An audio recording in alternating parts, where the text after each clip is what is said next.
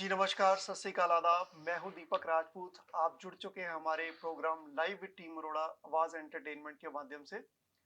और मैं पहले तारुफ करा दूं अपने टीम मेंबर्स का। मेरे साथ हमेशा की तरह फिर से आज मौजूद हैं मिस्टर परवीन अरोड़ा, हमारे ब्रोकर ऑफ रेकर्ड। और हमारे साथ रीसेल से जुड़ गए हैं फिर से एक बार धीरज सिंह जी। और साथ में हमारे साथ जुड़ गए हैं रीसेल से मिस्टर लखबीर। सो परवीन जी, सबसे पहले आपका बहुत बहुत स्वागत है शो में आने के लिए।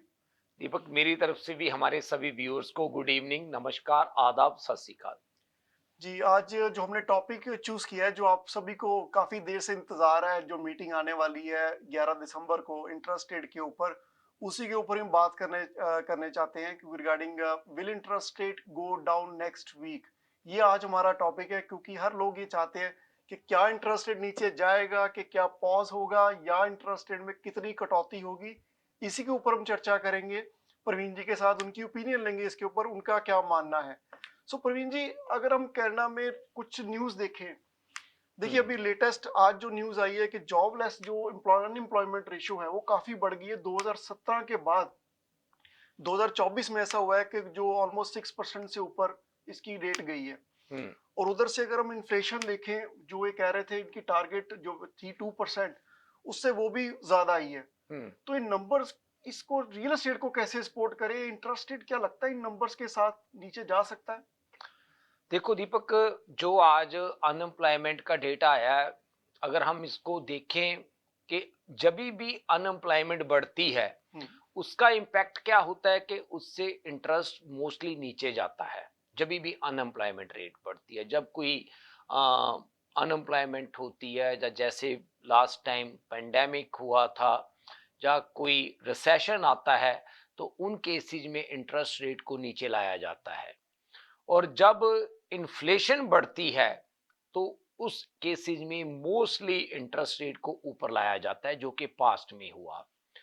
और इस बार ये जो दोनों चीजें हैं बड़ी कॉन्ट्राडिक्टरी हो रही हैं। अगर अनएम्प्लॉयमेंट को देखा जाए तो अनएम्प्लॉयमेंट ऊपर जा रही है, तो इसका मतलब इंटरेस्ट को नीचे आना चाहिए, इंटरेस्ट को नीचे होना चाहिए। इन्फ्लेशन ऊपर जा रही है, बढ़ी है, तो इसका मतलब इंटरेस्ट रेट को बढ़ाना चाहिए। एक इंडिकेटर कह रहा है कि इंटरेस्ट रेट को ऊपर जाना चाहिए, एक इंडिकेटर कह रहा है कि इंटरेस्ट रेट को नीचे आना चाहिए। तो जब ऐसी सिचुएशन है जिसमें एक इंडिकेटर एक तरफ है, दूसरा इंडिकेटर इस तरफ है, जो मेरे को लग रहा है कि देखो, आज से अगर हम कुछ दिन पहले की बात करें तो ये लग रहा था कि इंटरेस्ट जो इन्फ्लेशन है बढ़ गया है, तो उसकी वजह से शायद 0.5 जो इंटरेस्ट रेट की चेंज है वो ना हो, शायद 1/4% की चेंज हुए।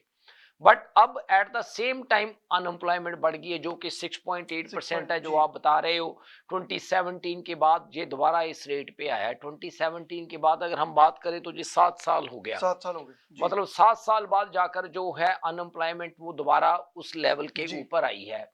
तो उस हिसाब से ये लग रहा है कि इंटरेस्ट रेट को नीचे जाना चाहिए।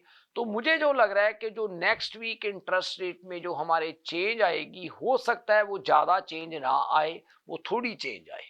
पहले तो ये लग रहा था कि चेंज थोड़ी आएगी, श्योर था। जी। बट अब अनएम्प्लॉयमेंट ऊपर जाने के कारण लगता है कि हो सकता है कि ज्यादा भी आ जाए। बट जो इन्फ्लेशन है शायद वो उस चीज को कंट्रोल करे। तो अब जो मेरे को लग रहा है कि जो इंडिकेशन हो सकता है कि जो ड्रॉप है वो 0.5 तक भी ड्रॉप हो सकता है। 1/4% तो फॉर श्योर एक्सपेक्टेड है कि नीचे जाना चाहिए, और हो सकता है कि 0.5 भी नेक्स्ट वीक है जो ड्रॉप हो जाएगा। और अब बात आती है कि अगर ये सारी चीजें हम डिस्कस क्यों कर रहे हैं, इन सभी के पीछे जो हमारा डिस्कस करने का कारण है वो एक ही कारण है कि रियल स्टेट मार्केट कैसे बिहेव करेगी। जी। अनएम्प्लॉयमेंट ऊपर जा रही है या नीचे जा रही है, इंटरेस्ट रेट ऊपर या नीचे, इन्फ्लेशन ऊपर या नीचे, तो हमारी इंडस्ट्री के ऊपर इसका क्या इम्पैक्ट पड़ेगा। तो उसके बारे में दीपक एक ये चीज है जो मैं कहना चाहूंगा अपने व्यूअर्स के साथ, मैं बताना चाहूंगा कि अगर हम देखें नवंबर के मंथ में, I don't have exact numbers जी। के जो नंबर ऑफ सेल्स हैं उनका क्या फर्क रहा है पिछले साल के कंपैरेटिवली। बट इस मंथ, सॉरी लास्ट मंथ, जो नवंबर 2024 है, 2024 नवंबर में जो नंबर ऑफ सेल्स हैं वो बेटर रही है नवंबर 2020। तकरीबन 6300 के करीब सेल्स रही हैं नवंबर में।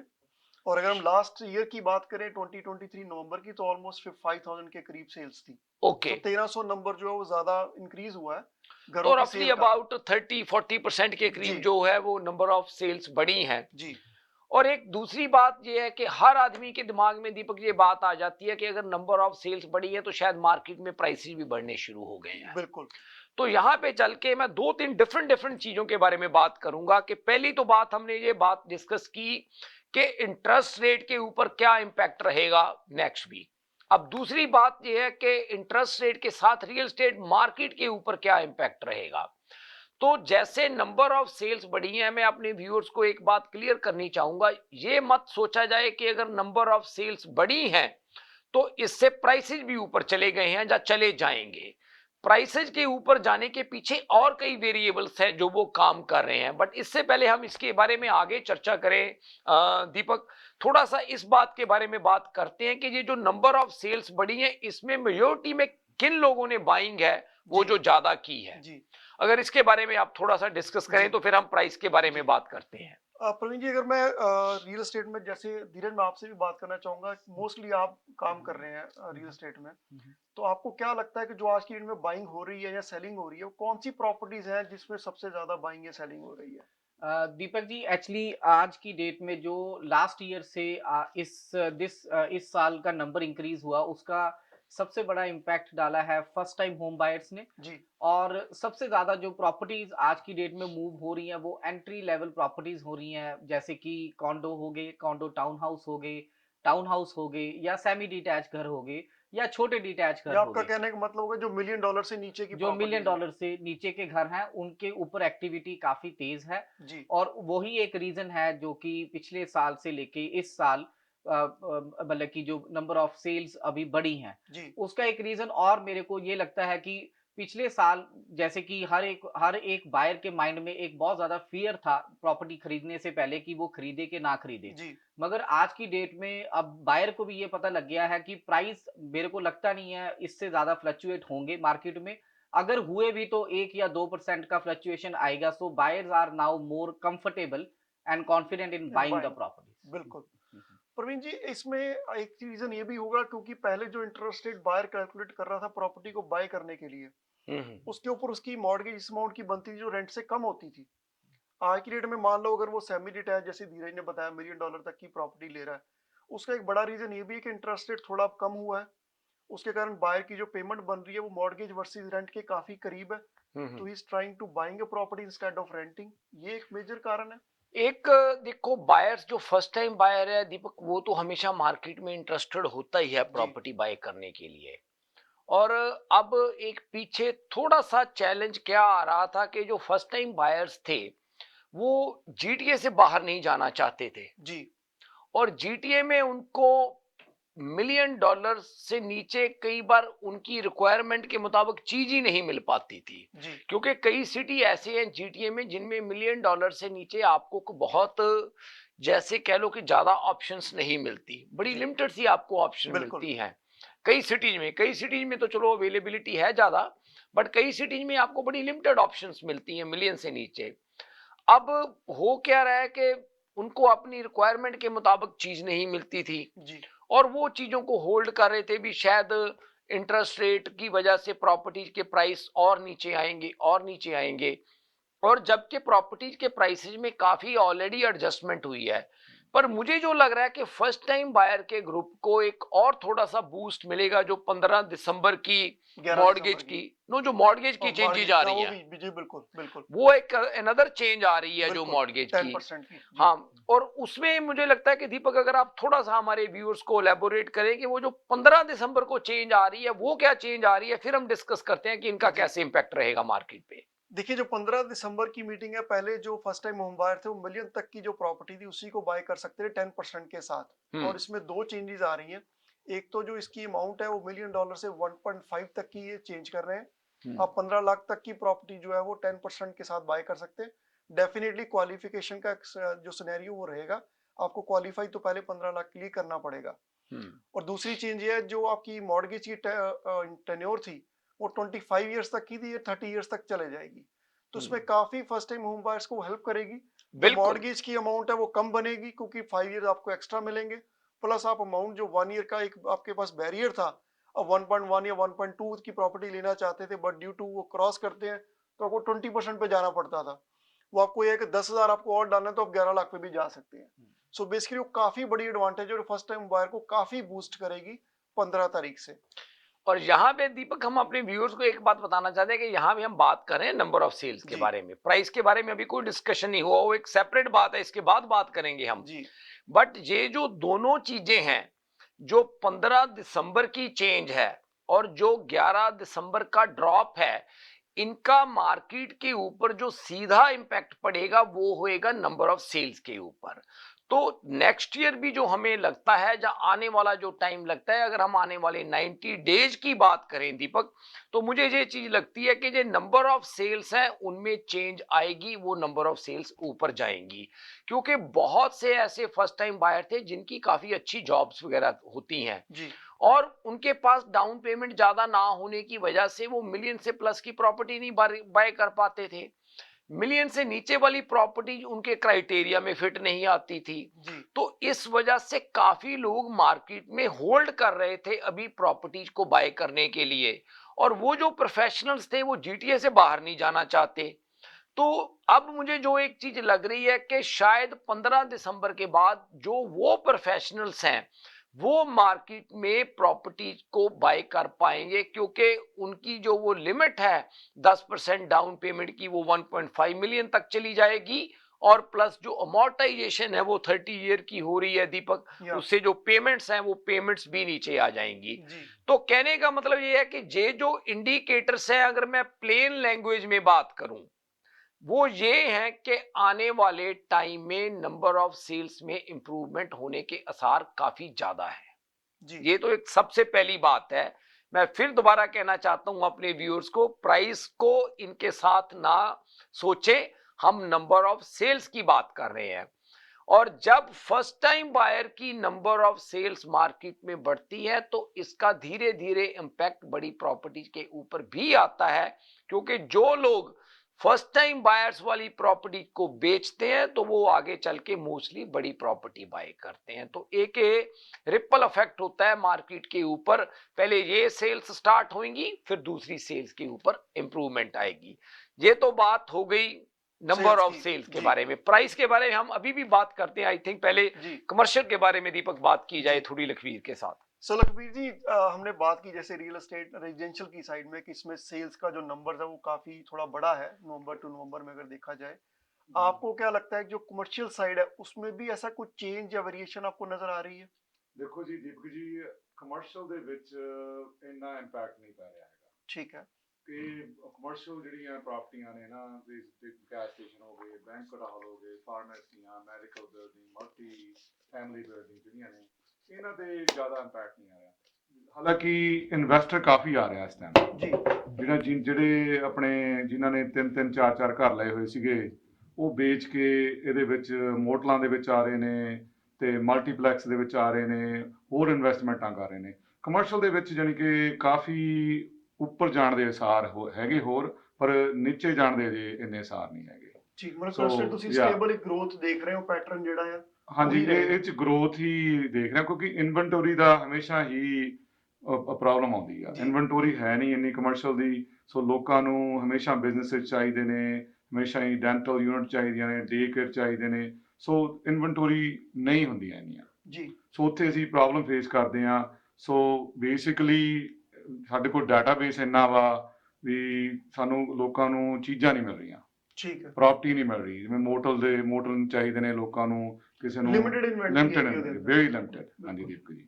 ਠੀਕ। ਯਾ ਪਰ ਜੀ ਜਿੱਦਾਂ ਤੁਸੀਂ ਗੱਲ ਕੀਤੀ ਰਿਗਾਰਡਿੰਗ ਫਸਟ ਟਾਈਮ ਹੋਮ ਬਾਇਰ ਦੀ, ਜਿਹੜੇ ਲੋਕੀ ਅੱਜ ਦੀ ਡੇਟ 'ਚ ਵੀ ਨੇ ਉਹ ਬੜੇ ਲੋਕ ਫਸੇ ਹੋਏ ਨੇ ਜਿਹੜੇ ਡਿਟੈਚ ਘਰ ਵੇਚਣਾ ਚਾਹ ਰਹੇ ਨੇ। ਉਹਦੀ ਜੇ ਆਪਾਂ ਸ਼ੈਲਫ ਲਾਈਫ ਦੀ ਗੱਲ ਕੀਤੀ ਜਾਵੇ, ਉਹਦੀ ਹਜੇ ਵੀ ਉੱਥੇ ਹੀ ਕੰਡੀਸ਼ਨ ਚੱਲ ਰਹੀ ਹੈ ਜੋ ਪਹਿਲਾਂ ਸੀਗੀ। ਉਹਦੇ ਵਿੱਚ ਚੇਂਜ ਨਹੀਂ ਇੰਨੀ ਦੇਖਣ ਨੂੰ ਮਿਲ ਰਹੀ। ਤੁਹਾਨੂੰ ਕੀ ਲੱਗ ਰਿਹਾ ਜਿਹੜੇ ਲੋਕ ਹੋਲਡ ਕਰਕੇ ਕੋਸ਼ਿਸ਼ ਕਰ ਰਹੇ ਨੇ ਕਿਤੇ ਨਾ ਕਿਤੇ ਸ਼ਾਇਦ ਮੈਂ ਇਸ ਮੰਥ ਚਾਹਾਂਗਾ, ਜਨਵਰੀ 'ਚ ਲਾਵਾਂਗਾ, ਫਰਵਰੀ 'ਚ ਮੇਰੀ ਪ੍ਰਾਈਸ ਮੈਨੂੰ ਉੱਪਰ ਮਿਲ ਜਾਏਗੀ, क्या वो सही कंडीशन है ਉਹਨਾਂ ਦੀ ਵੀ ਵੇਚਣ ਦੀ? दीपक ये जो हम बात कर रहे हैं ना प्राइस पे, अब दोबारा वापस आते हैं हम प्राइस वाले टॉपिक जी। पे। पहले अभी हमने नंबर ऑफ सेल्स की बात की है। जी तो जो प्राइस है प्राइस में कई वेरिएबल्स हैं जो वो काम कर रहे हैं। आज दीपक मैं एक डेवलपर के साथ था, एक बिल्डर के साथ उनसे बात कर रहा था आज सुबह। काफी टाइम से वो बिजनेस में है जी।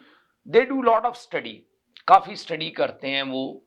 जो बिल्डर्स हैं ऐसे नहीं, कई बार हमें लगता है कि वो मतलब चीजें कर रहे हैं, वो भी मार्केट को बड़ा एनालाइज और सर्च करते हैं, स्टडी करते हैं और तभी प्रोडक्ट को मार्केट में लॉन्च करते हैं। तो हम बात कर रहे थे कि उनका क्या एक्सपीरियंस हो रहा है अपने डिफरेंट डिफरेंट प्रोजेक्ट्स के ऊपर, क्योंकि वो लो राइज में भी है वो डेवलपर, वो हाई राइज में भी है, वो वेस्ट में भी है, वो ईस्ट में भी है उनके पास प्रोजेक्ट, उनके पास नॉर्थ में भी है उनके जी। पास प्रोजेक्ट्स। तो जो प्राइस के बारे में अभी चीज लग रही है, सबसे पहली बात तो दीपक जी है कि जो नंबर ऑफ सेल्स जो इंप्रूव होना शुरू हुई है, इससे good indicator in the market, इससे जी। Good indicator. बट यहां पे एक बात और है, लोगों की अभी भी फाइनेंशियल पोजीशन कोई बेटर नहीं हुई है, डेट अभी भी काफी है लोगों के ऊपर, और प्लस ये जो अनएम्प्लॉयमेंट है ये एक और जैसे कह लो कि चैलेंजिंग प्रॉब्लम है। जी। जो अनएम्प्लॉयमेंट बढ़ रही है, अनएम्प्लॉयमेंट बढ़ रही है तो इसका मतलब लोगों के पास जॉब नहीं है। अगर लोगों के पास जॉब नहीं है तो लोग रियल स्टेट में बाय खर्चा नहीं नहीं करेंगे, जी, बिल्कुल। इन्वेस्ट नहीं करेंगे, राइट, अगर उनके पास जॉब नहीं है। तो कहने का मतलब ये है कि ये जो नंबर ऑफ सेल्स हैं ये एक फैक्टर है।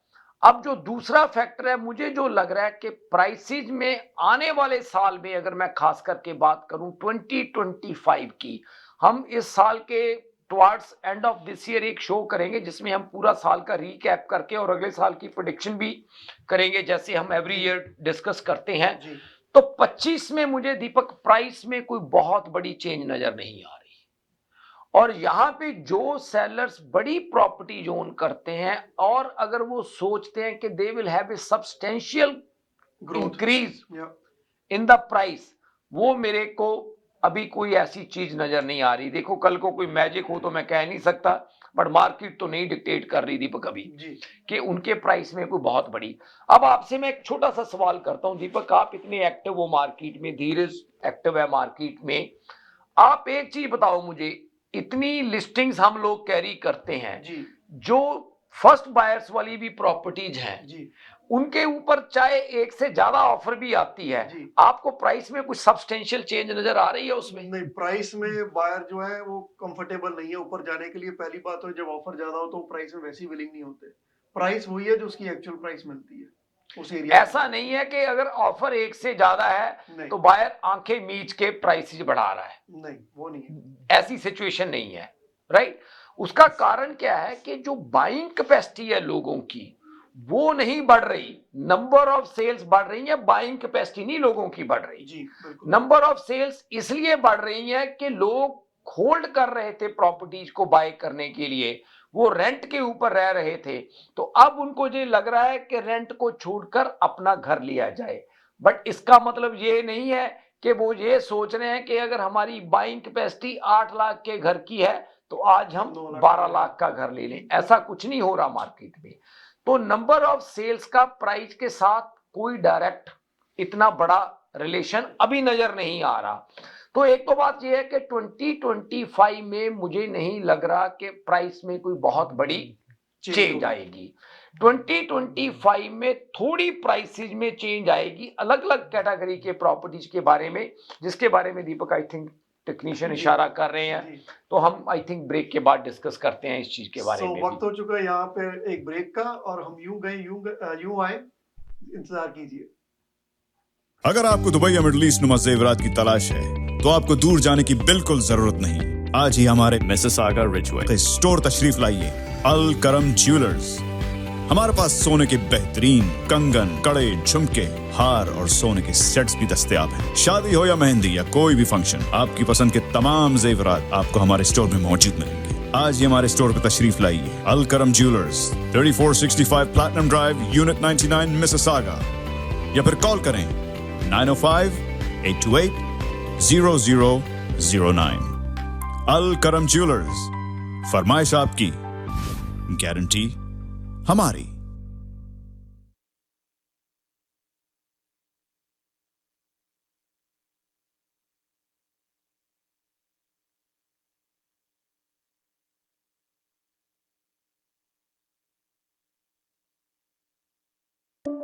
Chai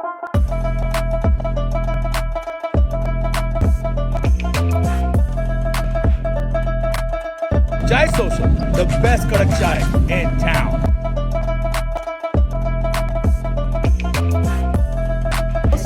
Aromatic, delicious, and जबरदस्त बहुत आला चाय, आला चूरो चाय.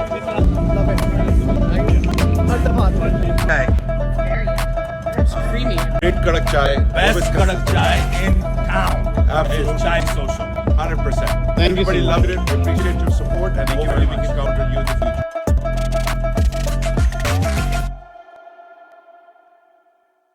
डिक्सी इलेक्ट्रॉनिक्स और अप्लायंसेस, जहां आपकी तमाम इलेक्ट्रॉनिक्स और अप्लायंसेस की जरूरियात पूरी होंगी। हमारे पास आपको हर टॉप ब्रांड मौजूद मिलेगा, चाहे वो व्हर्लपूल हो या एलजी, सैमसंग हो या जनरल इलेक्ट्रिक्स। हम इन सब के ऑथराइज्ड डीलर हैं। आइए और हमसे 5 स्टार खिदमत का लुत्फ उठाइए। हम आपको तमाम अप्लायंसेस सबसे बेहतर और सस्ते दामों पर फराहम करेंगे, ये हमारी गारंटी है। विजिट आवर वेबसाइट www.dixieelectronics.ca या फिर हमें कॉल कीजिए 905-625-5900. At Dixie Electronics and Appliances, we sell quality and deliver confidence. आप सबका एक बार फिर स्वागत है हमारे programme live with team Arora. और ब्रेक से जाने से पहले जैसे आप देख रहे थे, हमने चर्चा की रिगार्डिंग द इंटरेस्ट रेट के ऊपर के मार्केट में जो नेक्स्ट वीक मीटिंग होने वाली है उसका क्या इम्पैक्ट होगा। और प्रवीण जी से हम उनकी राय ले रहे थे regarding the market update for 2025 और उसकी सेल्स में कह रहे हैं कि जैसे कि चेंज आएगी। उसके साथ ही हम बात करेंगे जो प्राइसेस में हम कितनी चेंज देखें और क्या चेंज देख रहे हैं, किस प्रॉपर्टीज में, सेगमेंट में प्रॉपर्टीज के कहाँ चेंज आएगी। प्रवीण जी, आपने बात की कि मार्केट में इंटरेस्ट रेट जो है डाउन शायद थोड़े होंगे अभी 25 या 50 सेंट्स, और 2025 में आपको सेल्स के नंबर थोड़े बेटर लग रहे हैं। बिल्कुल और होंगे। प्राइस जो आपने बोला कि थोड़ी चेंज होगी, बट आपको क्या लगता है, कोई कॉन्डो मार्केट है, इधर हमारे पास फ्री होल्ड प्रॉपर्टीज भी हैं, आपको कौन सी प्रॉपर्टीज लग रही है कि सारी प्रॉपर्टीज में ग्रोथ आएगी? देखो, जो ग्रोथ मेरे को लग रही है, जो प्राइस में कुछ थोड़ी चेंज हमें नजर आएगी दीपक, वो मुझे लग रही है जो फर्स्ट टाइम बायर्स वाली प्रॉपर्टीज हैं जी, उनमें मेरे को लग रहा है कि 5-6% तक की चेंज आ सकती है। जो फर्स्ट टाइम बायर वाली प्रॉपर्टी हैं, जो कि प्रॉपर्टी मिलियन तक की प्रॉपर्टीज हैं मोस्टली, उनमें आपको 25-30 हजार 40 हजार की चेंज नजर आ सकती है जो आने वाले साल में मेरे को लग रहा है। जी, और जो बड़ी प्रॉपर्टीज हैं और खास करके 1.5 मिलियन प्लस वाली प्रॉपर्टीज हैं, उनमें मेरे को कोई सिग्निफिकेंट चेंज नहीं नजर आ रही। वो जैसे हम कह लें कि 1-2% डिपेंडिंग ऑन द एरिया, जिसको कि आप नोटिस भी नहीं कर पाओगे, जी, वो आपको वैसी चेंज नजर आएगी। तो कहने का मतलब मेरा ये है, आपका जो क्वेश्चन था कि कई लोग हैं वो प्रॉपर्टीज को होल्ड कर रहे हैं और ये सोच रहे हैं कि शायद आने वाले टाइम में जो प्राइसेस में बढ़ जाएंगी, सिग्निफिकेंट जी। चेंज आएगी। मुझे ये लग रहा है कि दीपक आने वाले टाइम में ऐसी कोई चेंज नहीं है। अगर तो उनकी होल्डिंग कैपेसिटी है कुछ लंबे टाइम तक, जैसे कि हम शुरू से बात करते आ रहे हैं, तो वो प्रॉपर्टी को होल्ड करें। डेफिनेटली उसमें इंप्रूवमेंट तो होएगी over the period of time. Prices के बारे में आज मैंने जैसे आपको बताया कि वो बिल्डर्स उनके साथ बात कर रहा था, उनको जो लग रहा है, जो उनके एडवाइजर हैं, जी, जो उनकी स्टडी है, अगर मार्केट में कोई चेंज सिग्निफिकेंट लोगों को नजर आएगी तो वो 2027 में जाकर चेंज नजर आएगी। जी, तो 25 और 26 में आपको कोई बहुत बड़ी चेंज है, वो जो इंडिकेटर्स हैं उनके, वो कह रहे हैं कि नहीं आपको नजर आएगी। अब बात ये आती है कि अगर आप प्रॉपर्टी को 1-2 साल के लिए होल्ड कर सकते हैं और आप में कैपेसिटी है हायर इंटरेस्ट रेट पे करने की, डेफिनेटली आपको होल्ड कर लेना चाहिए। डाउन द रोड प्राइसेस बढ़ेंगे, बट अगर आप एक छोटी ग्रोथ के लिए आप हायर इंटरेस्ट रेट पे कर जाते हैं और एंड ऑफ द डे आपका नेट गेन कुछ नहीं है, तो फिर मुझे लगता है कि आपको अपने डिसीजन को दोबारा एवेल्युएट करना चाहिए कि आपको प्रॉपर्टी को सेल करना चाहिए या नहीं करना चाहिए। जी। आई थिंक इसके लिए भी आप अपने रियल्टर, जो भी आप जिसको ट्रस्ट करते हैं, या हमारे साथ भी बात कर सकते हैं। उसके लिए आप उनकी गाइडेंस भी ले सकते हैं कि आपको क्या बेनिफिशियल है, आपको होल्ड करना चाहिए या आपको सेल करना चाहिए। प्रवीण जी, रिगार्डिंग अभी जो हमारी बात हुई सेल्स के ऊपर, और आप कोई लिस्टिंग्स भी नई मार्केट में लेके आ रहे हैं, उसके ऊपर कुछ चर्चा? लिस्टिंग देखो दीपक, हम एवरी वीक मार्केट में लेकर आते हैं और उसमें कई प्रॉपर्टीज आज की डेट में काफी अट्रैक्टिव हैं, जी, जो मार्केट के मुताबिक मतलब लगाई जाती हैं, या मार्केट के साथ जैसे कह लो कि जो उनका प्राइस है हम डिसाइड करते हैं। आई थिंक कुछ लिस्टिंग्स हैं, आप उनके बारे में कुछ जानकारी मैं- दो। एक और लिस्टिंग है दीपक, उसके बारे में भी बात करना बाद में करते हैं। जी। ये वाली आप पहले बता दीजिए। पहले हाँ। मैं बात करना चाहूंगा क्योंकि बहुत सारे लोग हैं जो ब्रैम्पटन में semi detach first time home buyer की हम बात कर रहे हैं, और काफी लोग हैं जो सेमी डिटैच $1 मिलियन के नीचे लेना चाहते हैं।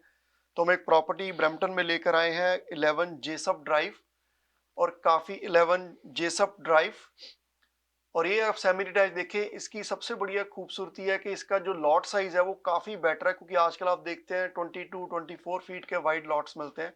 ये 28 पॉइंट समथिंग का लॉट है, 29 फीट का वाइड, और इसमें काफी क्लीन प्रॉपर्टी, आपको बेसमेंट भी मिलेगी फिनिश्ड, और इसकी लीगल एंट्रेंस भी इजीली बन सकती है फ्रंट से ही, आपको ज्यादा डिग पीछे से डिग नहीं करनी पड़ेगी। और ये ऊपर 3 बेडरूम और 2 वॉशरूम, इस पर भी हम ओपन हाउस करें this Saturday and Sunday 1:30 to 4, और इंटरसेक्शन है ये सैंडलवुड एंड चिंगूजी का कैसी कैम्बल के बिल्कुल साथ में, ऑपोजिट चलो फ्रेशको की बैक साइड पे। और इसके साथ ही मैं नेक्स्ट प्रॉपर्टी बात करना चाहूंगा, वो भी फर्स्ट टाइम होम बायर के लिए, क्योंकि बहुत सारे लोग हैं जो मिसिसागा में घर लेना चाहते हैं, और वो मिसिसागा में स्कूलों की रेटिंग के कारण उनको एरिया काफी पसंद है। और उसके ऊपर हम प्रॉपर्टी लेके हैं 1081 विल्मिंगटन ड्राइव, 1081 विल्मिंगटन ड्राइव। ये टाउन हाउस है, 4 बेडरूम और फिनिश बेसमेंट 1 बेडरूम के साथ। और ये जो इंटरसेक्शन है टेरी फॉक्स और ब्रिटानिया के ऊपर, हार्टलैंड के बिल्कुल साथ में, ये लिंक्ड टाउन है। और इसके ऊपर भी हम ओपन हाउस कर रहे हैं 1:30 to 4 this Saturday and Sunday. इसके ऊपर भी आप विजिट कर सकते हैं, व्यू कर सकते हैं, या आप हमें कॉल करके शोइंग भी बुक कर सकते हैं। प्रवीण जी, इसके बारे में आप बताना चाहेंगे? 6937 अमोर टेरेस। ये जो प्रॉपर्टी है दीपक, ये मेडोविल विलेज में डेरी एंड मैक्लॉगलिन के पास मिसिसागा एरिया में है। और ये जो प्रॉपर्टी है इसकी खासियत क्या है कि इसकी वॉकआउट बेसमेंट है और रवीन लॉट है। कहने का मतलब ये है कि अगर आप इसको सेपरेटली रेंट करना चाहते हैं, बेसमेंट को आप रेंट कर सकते हैं। और ऊपर दीपक इसमें काफी काम हुआ है, जैसे आप फ्रंट पे भी देख सकते हैं, सारी एलिवेशन जो एलिवेशन है इसकी इन्होंने चेंज की है, और अंदर भी घर के अंदर काफी ज्यादा काम किया है। कहने का मतलब मेरा ये है कि अगर आप इस प्रॉपर्टी को देखेंगे आप डिसअपॉइंट नहीं होंगे कि आपको घर अच्छा नहीं लगा। मतलब इससे वेल मेंटेन्ड बहुत ही अच्छी प्रॉपर्टी है, जो मतलब सेकंड टाइम बायर्स के लिए काफी अच्छी ऑप्शन है। और ये जो प्रॉपर्टी है दीपक, ऑब्वियसली अच्छी मार्केट में, पहली बात तो इन एरियाज में प्रॉपर्टी लेनी काफी मुश्किल होती थी मेडोविल विलेज में, क्योंकि ज्यादा टर्नओवर नहीं है इस एरिया में। और दूसरी बात यह है कि अगर मिलती थी तो आपको काफी हाई प्राइस पे करना पड़ता था, क्योंकि स्कूल्स काफी अच्छे हैं इस एरिया में। तो अगर आप मेडोविल विलेज में कंसिडर करते हैं तो आप इस प्रॉपर्टी को देख सकते हैं। आगे प्रॉपर्टी पे बात करना चाहेंगे 46 एंजल गेट रोड।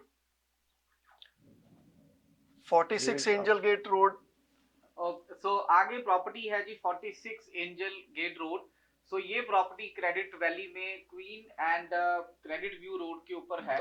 और सबसे अच्छा पॉइंट इस प्रॉपर्टी का ये है कि इसका डीप लॉट है 132 फीट। अगर कोई बड़ा लॉट का घर ढूंढना चाहते हैं उनके लिए, like second time home buyer के लिए, ये सबसे अच्छी एक one of the best possible properties बनती हैं।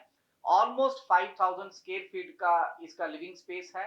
बड़ा लॉट 132 फीट डीप, 42 फीट का फ्रंट है, और वेरी वेल मेंटेन्ड प्रॉपर्टी।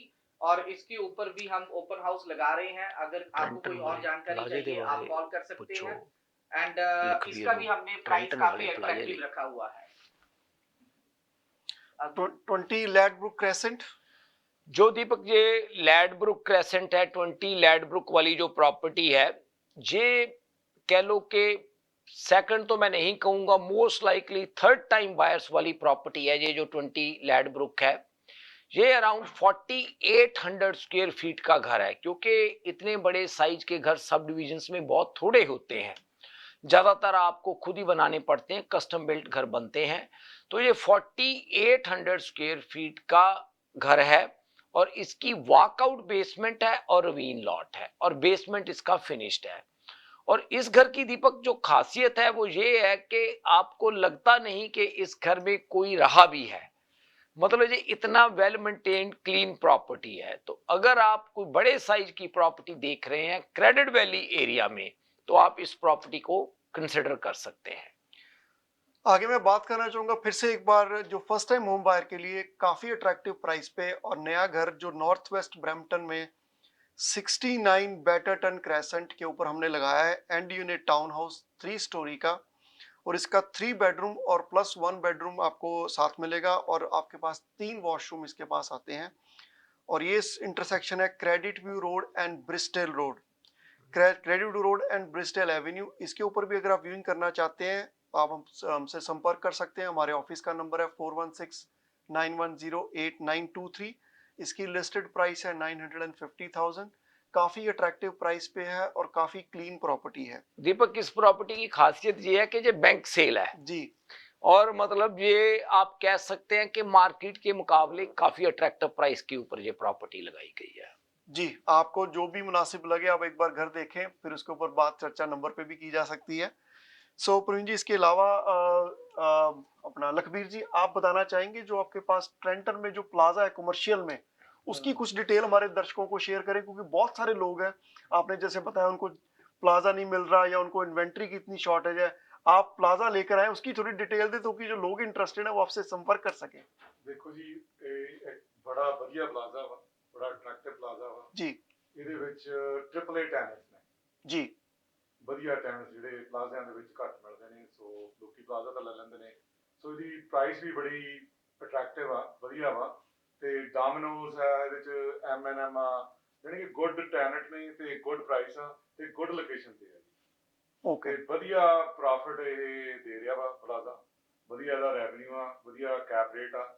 ਸੋ ਜਿਹਨੇ ਵੀ ਲੈਣਾ ਹੋਵੇ ਤੇ ਉਹ ਸਾਨੂੰ ਫੋਨ ਕਰ ਸਕਦਾ ਹੈ 4169108923। जी, थैंक यू। प्रवीण जी, आप और कुछ कहना चाहेंगे दर्शकों से? दीपक, जाने से जैसे पहले? लखवीर ने बात की है कि जैसे कमर्शियल में कोई बहुत बड़ी चेंज नहीं आती इन टर्म्स ऑफ मतलब मार्केट का। नो डाउट मार्केट का सेंटीमेंट हर जगह पे पार्ट प्ले करता है। जैसे लखवीर जी ने बात की है अभी कि ये जो प्लाजाज हैं, पहले ऐसी चीजें दीपक हमें बताने का मौका ही नहीं मिलता था। जी, मतलब बताने से पहले ही ये चीजें सेल हो जाती थी। बिल्कुल। आज की मार्केट में अच्छी बात यह है कि आप लोगों को बताने का हमें मौका मिल रहा है। तो अगर आप इस ऐसी किसी ऑप्शन में इंटरेस्टेड हैं तो मुझे लगता है कि आपको इसको देखना जरूर चाहिए। और इसके साथ दीपक हमारे पास कुछ मोटल और होटल्स की ऑप्शंस भी हैं, क्योंकि हम उनको मतलब आपको एग्जैक्टली सारी चीजें स्क्रीन पे नहीं मतलब अभी ऐसे शेयर कर सकते, बट आपको ये बता रहे हैं कि हमारे पास तकरीबन 2 मिलियन की रेंज से स्टार्ट होकर अगर आप कोई मोटल वगैरह लेना चाहते हैं, ओंटारियो में भी है, ओंटारियो के बाहर भी है। और जो होटल हैं जैसे एंट्री लेवल वाले होटल हैं, एंट्री लेवल वाले होटल्स भी बहुत मुश्किल से मिलते हैं क्योंकि प्राइस पॉइंट कम होता है। जैसे फर्स्ट टाइम बायर्स के लिए घर आसानी से आपको अच्छा आपके मुताबिक नहीं मिलता, वैसे एंट्री लेवल वाले होटल भी आपको आसानी से नहीं मिलते। तो हमारे पास 2-3 एंट्री लेवल के होटल की ऑप्शंस हैं, तो जिसमें कि आप खुद काम कर सकते हैं और बिजनेस भी रन कर सकते हैं। तो अगर आप इस इंडस्ट्री में एंटर करना चाहते हैं तो भी आप हमें कॉल कर सकते हैं। और अगर आप कोई बड़ा वेंचर लेना चाहते हैं, कोई बड़ी प्रॉपर्टी लेना चाहते हैं होटल्स में, जैसे आप कह लीजिए 80 रूम प्लस, हमारे पास 80 रूम से लेकर 400 रूम्स तक के पोर्टफोलियोज भी अवेलेबल हैं। अगर आपका कुछ ऐसी ऑप्शन में भी इंटरेस्ट है तो उसके बारे में भी बात की जा सकती है। बाकी जैसे लखवीर ने बात की लैंड्स के बारे में, हमारे पास छोटे लैंड पार्सल से लेकर काफी बड़े लैंड पार्सल्स भी अवेलेबल हैं। और अगर आप लैंड बैंकिंग वगैरह में भी आपका कोई इंटरेस्ट है कि आप चाहते हैं लैंड ले ली जाए और इसको होल्ड किया जाए, तो वो भी हमारे पास ऑप्शंस अवेलेबल है। और ये जो ऑप्शंस हैं ओंटारियो में भी अवेलेबल है और ओंटारियो के बाहर भी अवेलेबल है। तो इन सारी चीजों के लिए सबसे बेस्ट बात यही है दीपक, 10 मिनट टाइम निकालें, छुट्टियों का टाइम आ रहा है, ऑफिस में आए, आप हमारा ऑफिस भी देखें, आपसे बातचीत होगी, चाय का कप हमारे साथ पिएं और हमारी जो इन्फॉर्मेशन है आपको कुछ ना कुछ हेल्प जरूर करेगी। जी, शुक्रिया प्रवीण जी, वक्त हो चुका है हमारे यहाँ से इजाजत लेने का, और आप सभी का भी बहुत बहुत शुक्रिया हमारे साथ जुड़ने का। अगर आपके मन में भी कोई भी सवाल है या कोई क्वेश्चन आपके मन में, आप हमारे साथ फोन पे कॉल कर सकते हैं। या हमारे पास ईमेल भी कर सकते हैं। हमारी ईमेल है parveen@teamurora.com और आप हमें कॉल कर सकते हैं 4169108923। अगले हफ्ते हम फिर मिलेंगे इसी समय इसी दिन। शुक्रिया। Thank you.